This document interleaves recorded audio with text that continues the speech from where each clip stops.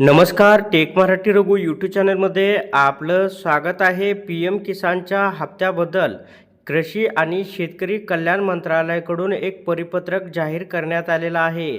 तर P M किसान योजना ही लागवडीयोग्य जमीन असलेल्या शेतकऱ्यांच्या आर्थिक गरजा पूर्ण करण्यासाठी माननीय पंतप्रधानांनी फेब्रुवारी 2019मध्ये सुरू केलेली केंद्रीय क्षेत्रातील योजना आहे. या योजनेअंतर्गत डायरेक्ट बेनिफिट ट्रान्सफर म्हणजे डीबीटीद्वारे शेतकऱ्यांच्या आधारशी जोडलेल्या बँक खात्यामध्ये दरवर्षी 6,000 रुपयाचा आर्थिक लाभ 3 समान हप्त्यामध्ये हस्तांतरित केला जातो. पी एम किसान योजनेअंतर्गत उच्च आर्थिक स्थितीशी संबंधित काही अपवाद वगळता शेतीयोग्य जमिनीचा ताबा हा योजनेचा लाभ घेण्यासाठी प्राथमिक पात्रता निकष आहे. शेतकरी केंद्रीय डिजिटल पायाभूत सुविधामुळे योजनेचे फायदे कोणत्याही मध्यस्थाच्या सहभागीशिवाय देशभरातील सर्व शेतकऱ्यांपर्यंत पोहोचतील याची खात्री झाली आहे. लाभार्थ्यांच्या नोंदणी आणि पडताळणीमध्ये पूर्ण पारदर्शकता राखून भारत सरकारने योजना सुरू झाल्यापासून 21 हप्त्याद्वारे 4.09 लाख कोटी रुपयाहून अधिक रक्कम वितरित केली आहे. पी एम किसान अंतर्गत सर्व पेमेंट थेट लाभ हस्तांतरण डेबिटी यंत्रणेद्वारे लाभार्थ्यांच्या आधार सीड केलेल्या बँक खात्यामध्ये केले जातात. या योजनेअंतर्गत लाभ मिळवण्यासाठी आधार सीड केलेले बँक खाते अनिवार्य आहे. त्यानुसार शेतकऱ्यांचे बँक खाते आधारशी जोडलेले नसल्यास पेमेंट प्रक्रिया करता येत नाही.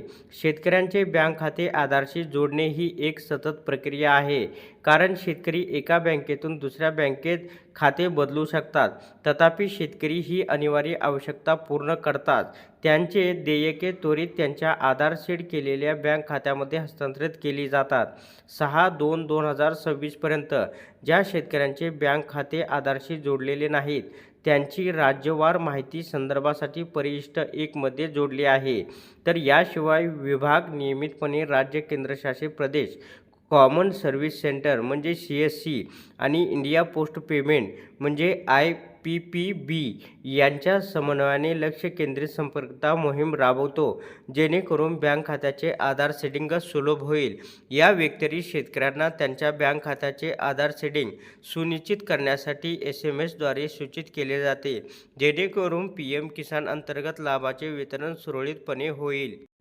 तर शेतकरी बांधवांनो, राज्यनिहाय प्रलंबित आधार बँक सीडिंग या ठिकाणी यादी आलेला आहे. अनुक्रमांक, राज्याचे नाव आणि आधार बँक खाते जोडणे प्रलंबित असलेल्या शेतकऱ्यांची संख्या आपण राज्यवाईज पाहूया.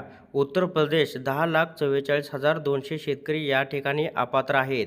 गुजरात 2,90,358, केरळ 68,000च्या पुढे, राजस्थान 2 लाखाच्या पुढे, कर्नाटक 1 लाखाच्या पुढे, पश्चिम बंगाल 1 लाखाच्या पुढे, मध्य प्रदेश 1 लाखाच्या पुढे, महाराष्ट्र 1,72,349 शेतकरी या ठिकाणी अपात्र आहेत. ओडिशा 73,000च्या पुढे, झारखंड 53,000च्या पुढे, मणिपूर 18,000च्या पुढे, पंजाब 61,000च्या पुढे, तामिळनाडू 87,000च्या पुढे, हरियाणा 61,000च्या पुढे, बिहार 1 लाखाच्या पुढे. त्याच्यानंतर पुढे आहे तेलंगणा आहे 97,000च्या पुढे, आंध्र प्रदेश 41,000च्या पुढे, छत्तीसगड, हिमाचल प्रदेश, अरुणाचल प्रदेश, आसाम, नागालँड, उत्तराखंड, जम्मू आणि काश्मीर, त्रिपुरा, मिझोराम, मेघालय, सिक्कीम, दिल्ली, लडाख, अंदमान निकोबार बेट, दादर आणि नगर हवेली आणि दमण आणि दीव. त्याच्यानंतर गोवा. तर या ठिकाणी शेतकऱ्यांची संख्या दिलेली आहे. किती शेतकरी आधार सीडिंग केलेलं नाही आणि आधार सीडिंग न केल्यामुळे त्यांचे हप्ते या ठिकाणी रोखले आहेत. त्याच्यानंतर पुढे लक्षद्वीप आहे, पॉंडिचेरी आहे, चंदीगड आहे. तर एकूण देशभरातील शेतकऱ्यांची अपात्र संख्या आहे 30,18,361 शेतकरी. या शेतकऱ्यांनी आधार सीडिंग केलेले नाही, त्याच्यामुळे या ठिकाणी त्यांचा हप्ता जो आहे तो रोखला गेलेला आहे. या ठिकाणी या शेतकऱ्यांनी जर आधार सीडिंग केली तर नक्कीच त्यांना पुढचा 22वा हप्ता मिळून जाईल. तर अशा प्रकारे शेतकऱ्यांसाठी ही अत्यंत महत्त्वाची अपडेट होती.